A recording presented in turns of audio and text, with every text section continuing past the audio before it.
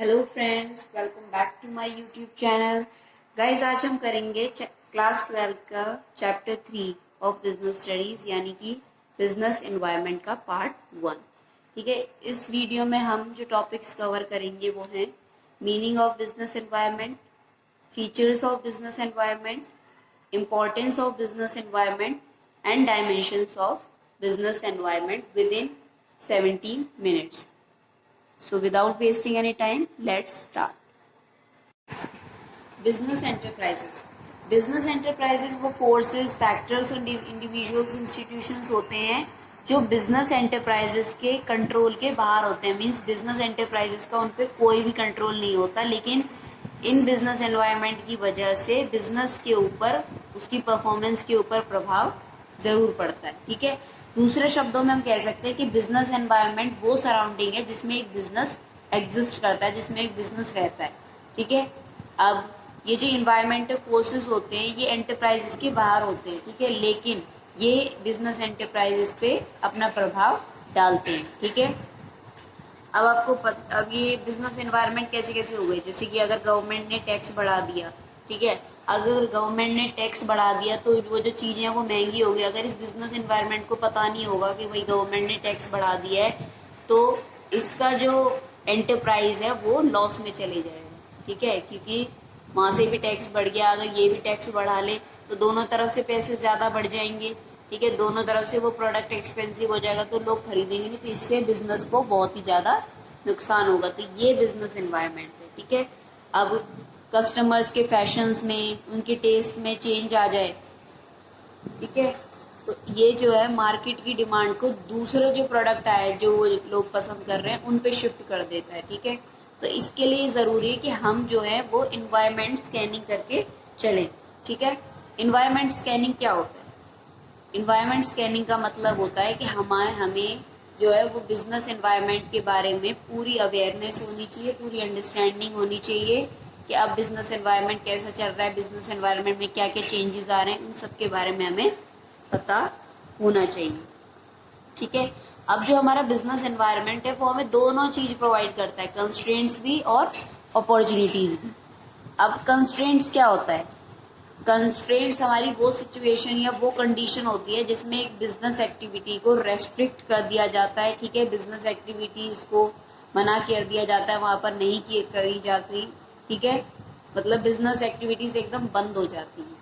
ठीक है, और अपॉर्चुनिटी होता है, अपॉर्चुनिटी वो कंडीशन होती है जिसमें बिजनेस जो है अपनी ग्रोथ कर सकता है, अपने आप को एक्सपेंड कर सकता है। ठीक है, दोबारा समझाती हूँ। कंस्ट्रेंट वो सिचुएशन होती है जिसमें एक बिजनेस बंद हो सकता है, उसे लॉस हो सकता है। और अपॉर्चुनिटी मीन्स मौका, कि वो मान लीजिए अगर फैशन में चेंज आ गया।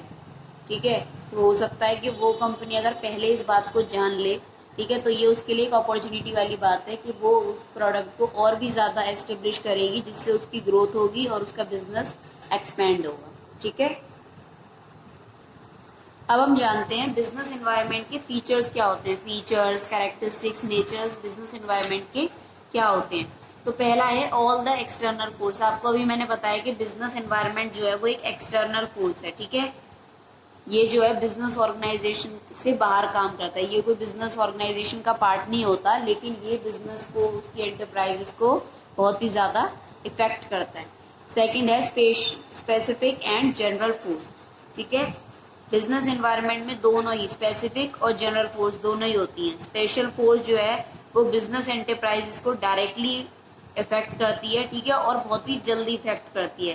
ठीक है, जैसे कि सप्लायर हो गया, इन्वेस्टर्स हो गया। अगर मान लीजिए आपकी डिमांड ज़्यादा है, आप उसकी सप्लाई नहीं कर पाए तो आपको लॉस हो जाएगा। ठीक है, इन्वेस्टर्स, कस्टमर, जनरल फोर्स, तो ये सारी क्या हो गई हमारी स्पेशल फोर्स, क्योंकि ये हमें जो है वो डायरेक्टली इफेक्ट करती है। अब नेक्स्ट है जनरल फोर्स। तो जनरल फोर्स क्या होता है हमारा? इसमें हमारे इंक्लूड होते हैं social, political, legal, technological condition जो एंटरप्राइजेस पे इफेक्ट डालती हैं। ठीक है, और एक इंडिविजुअल फर्म्स को इनडायरेक्टली इफेक्ट करती हैं। ठीक है, स्पेसिफिक फोर्स तो डायरेक्टली इफेक्ट करती है, जैसे मान लीजिए आपने कोई चीज़ मंगाई, वो नहीं आई तो डायरेक्टली आपको इफेक्ट करेगी। लेकिन जनरल फोर्स क्या है? पॉलिटिकली, लीगली, गवर्नमेंट के थ्रू। ठीक है, तो ये सारी चीज़ें। नेक्स्ट है हमारा इंटर रिलेशन। अब ये जो हमारी ये जो बिजनेस एनवायरनमेंट होता है, इसकी जितने भी फोर्सेस और फैक्टर्स होते हैं, ये एक दूसरे से इंटर रिलेटेड होते हैं। जैसे कि अगर मान लीजिए आजकल का जो यूथ है वो वेस्टर्न कल्चर पे जा रहा है, ठीक है, वेस्टर्न कपड़े पसंद है, वेस्टर्न चीज़ें पसंद है, वेस्टर्न खाना पसंद है। तो अब जैसे जैसे ये जो है वेस्टर्न कल्चर की तरफ शिफ्ट कर रहा है, वैसे वैसे ही लोगों के लिए फास्ट फूड की डिमांड और भी ज़्यादा हाई होती जा रही है, ठीक है। तो इससे पता चलता है कि ये जो बिजनेस एनवायरनमेंट है वो इंटर रिलेटेड है। नेक्स्ट है अनसर्टेनिटी। अनसर्टेनिटी मीन्स कि एक जैसा नहीं रहता ये, ठीक है। ये बहुत ही डिफिकल्ट होता है ये जान पाना कि बिजनेस एनवायरनमेंट में कब कौन सा चेंज आ जाए, ठीक है। हमारा जो बिजनेस है वो एक जैसा नहीं होता, तो बिजनेस एनवायरनमेंट, क्योंकि बिजनेस एनवायरनमेंट बदलता रहता है, तो बिजनेस इंटरप्राइजेस भी एक जैसी नहीं रहती, वो बहुत ही जल्दी जल्दी जो है compete करना शुरू करती है, बहुत ही जल्दी जल्दी चेंज होती है, ठीक है। अब नेक्स्ट हमारा फीचर है डायनेमिक। डायनेमिक मीन्स इसका हम अंदाजा नहीं लगा सकते, ठीक है।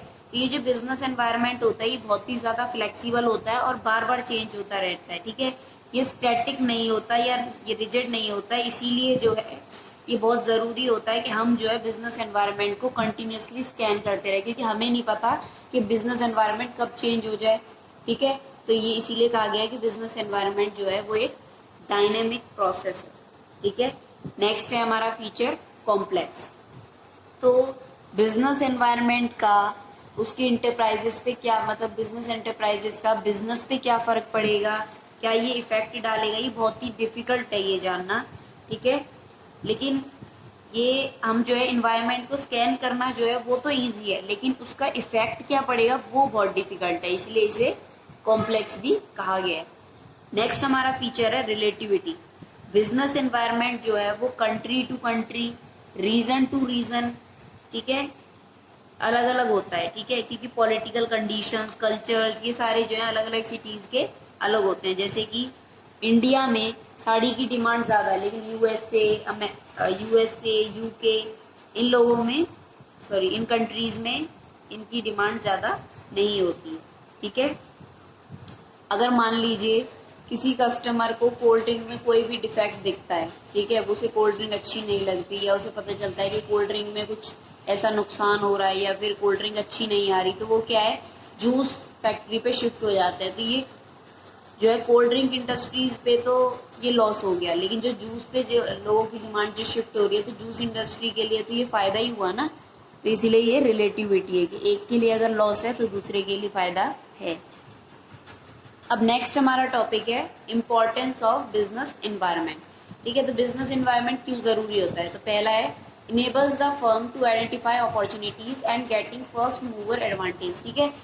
ये जो है फर्म को हेल्प करता है कि वो जो है अपॉर्चुनिटीज़ को जल्दी पहचाने और जल्दी से एडवांटेज ले सके। अब कोई बिजनेसमैन है, अगर उसे पता चल जाए कि भाई ये अपॉर्चुनिटी उसके पास है, ठीक है, और वो उस पर जल्दी काम करना शुरू कर जाए, तो वो मार्केट में अपना एक बिग शेयर जो है कैप्चर कर लेता है। फॉर एग्जाम्पल मारुति पहली ऐसी कंपनी थी जिसे ये पता चला कि लोगों को जो है वो स्मॉल कार्स की ज़रूरत है, तो उसने क्या किया, स्मॉल कार्स जो है एस्टेब्लिश करना शुरू कर दिया, जिससे क्या है उसकी प्रोडक्शन भी बढ़ गई, ठीक है, और उसे काफ़ी ज़्यादा फ़ायदा हो गया। अब इसका बेनिफिट उसे मिला ना कि उसे पहले ही पता चल गया, तो उसने इस अपॉर्चुनिटी का फ़ायदा उठाया और अपनी प्रॉफिट को मैक्सिमाइज कर लिया। नेक्स्ट है हमारा helps the firm to identify the threats and early warning signals, ठीक है, कि इससे क्या है फर्म को ये पता चल जाता है कि क्या थ्रेट या क्या नुकसान जो है वो उसकी कंपनी को होने वाला है, ठीक है। अब जो बिजनेसमैन पहले से जिसको पता चल जाता है कि क्या उसके बिजनेस के लिए खतरा है या फिर क्या बिजनेस एनवायरनमेंट की कौन सी ऐसी नेगेटिव पॉलिसी आ रही है जिससे उसके बिजनेस को नुकसान है, अगर ये सारी चीज़ों से टाइम पे पता चल जाती है तो वो उन पे वर्क कर सकता है, ठीक है।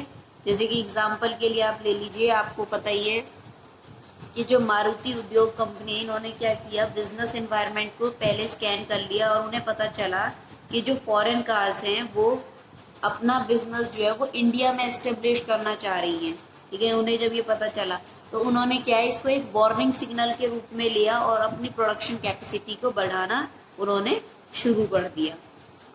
ठीक है। जो मारुति कंपनी थी, उन्होंने जब ये देखा कि ये फॉरेन कार की जो एंट्री है वो उनके लिए एक वार्निंग सिग्नल है, उनके लिए एक थ्रेट है, क्योंकि अगर फॉरेन कंट्रीज़ की कार यहाँ पर आनी शुरू हो जाएंगी तो ये उनकी कंपनी के लिए नुकसान है, क्योंकि वो अपना प्रोडक्ट कहाँ बेचेंगे फिर। ठीक है, तो उन्होंने इसे एक वार्निंग सिग्नल की तरह लिया और अपनी प्रोडक्शन को बढ़ाना शुरू कर दिया। नेक्स्ट हमारा इम्पोर्टेंस है helps in tapping and assembling resources. ठीक है, ये जो भी रिसोर्सेज चाहिए उनका पता लगा लेते हैं और फिर उनको इकट्ठा करने में ये बिजनेस एनवायरनमेंट हेल्प करती है। ठीक है, अब आप एग्जांपल के लिए ले लीजिए कि अगर आपको मान लीजिए 3D टीवी बनानी है। ठीक है, अब आपको पता है कि 3D टीवी की या LED टीवी की डिमांड जो है वो ज़्यादा है। ठीक है, तो आप क्या करोगे, 3D टीवी या LED टीवी के जो प्रोडक्ट्स हैं उनको कलेक्ट करना शुरू करोगे, बजाय कि आप ब्लैक एंड वाइट टीवी के प्रोडक्ट कलेक्ट करें या उससे करना शुरू करें। ठीक है, तो इससे क्या है, helps in tapping and assembling resources के ये जो है, जो भी रिक्वायरमेंट है लोगों की या जो भी डिमांड है उसके अकॉर्डिंगली ये जो है उनका पता लगाती है और फिर उनको असेंबल करती है। टैप करती है मतलब पता लगाती है और फिर उनके रिलेटेड रिसोर्सेज को असेंबल करके फिर उन प्रोडक्ट्स को मार्केट में लाती है। अब नेक्स्ट हमारी इम्पोर्टेंस है helps to adjust and adapt with rapid changes.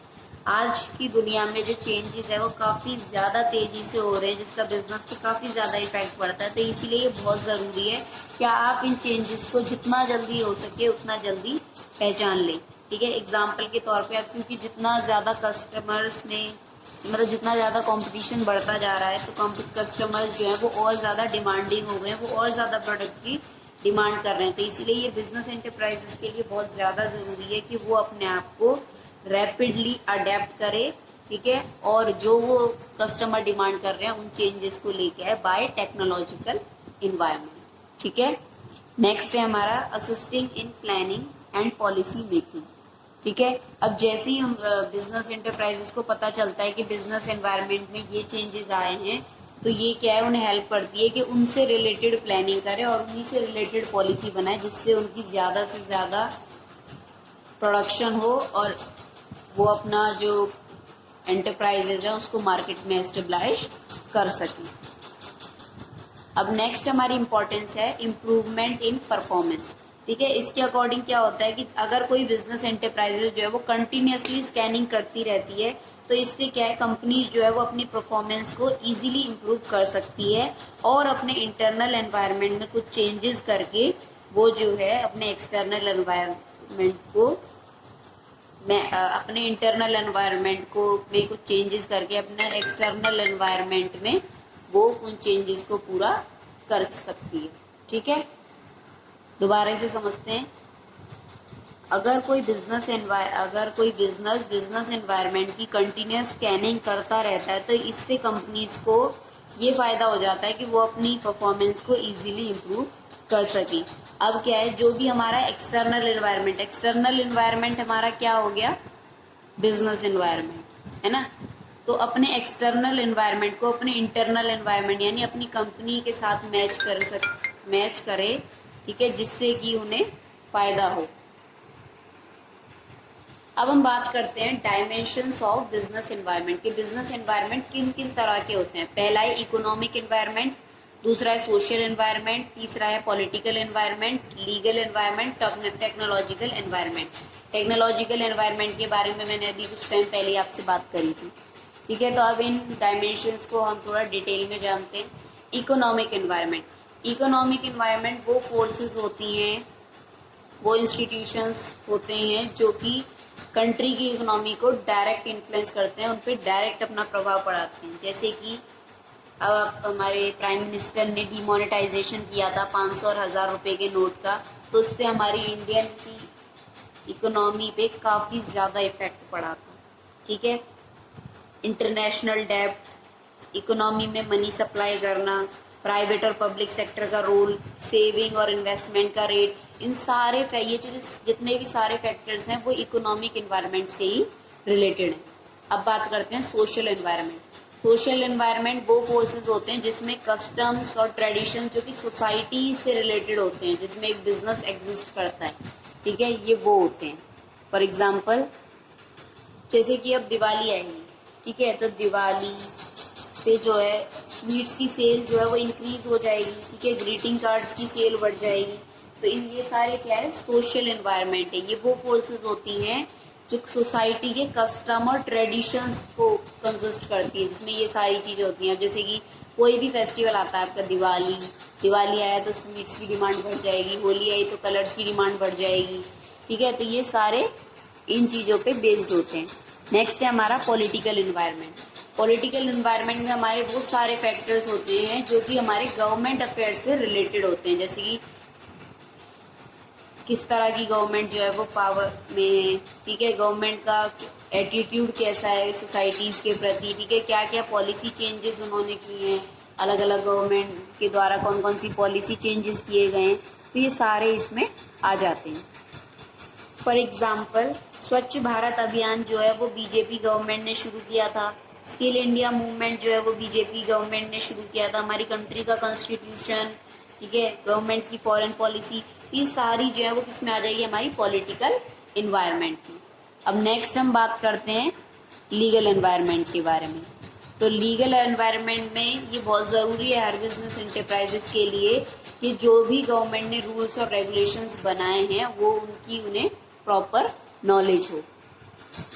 अब एग्जाम्पल के तौर पे हम ले लेंगे, जैसे कि लाइसेंस या फॉरेन ट्रेड से रिलेटेड कोई लीगल पॉलिसी बनाई गई है, फॉरेन एक्सचेंज रेगुलेशन और मैनेजमेंट एक्ट जो बनाया हुआ है, ठीक है, एडवर्टाइजमेंट पेज चेक करने के लिए कुछ लॉज बनाए गए हैं। तो ये सारी चीज़ें हमारी किस में आ जाती हैं, लीगल एनवायरनमेंट के अंडर। अब हम बात करते हैं टेक्नोलॉजिकल एनवायरनमेंट के अंदर।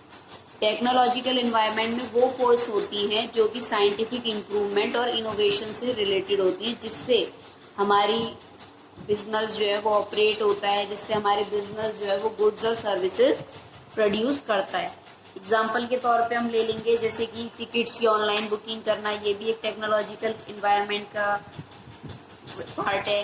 ग्रॉसरी आइटम्स की ऑनलाइन सेल करना, आपको कुछ भी मंगाना है तो वो ऑनलाइन करना, ठीक है। तो ये सारी चीज़ें हमारी किस में आती हैं, technological environment. So guys here we have completed our part 1 of chapter 3 of business studies.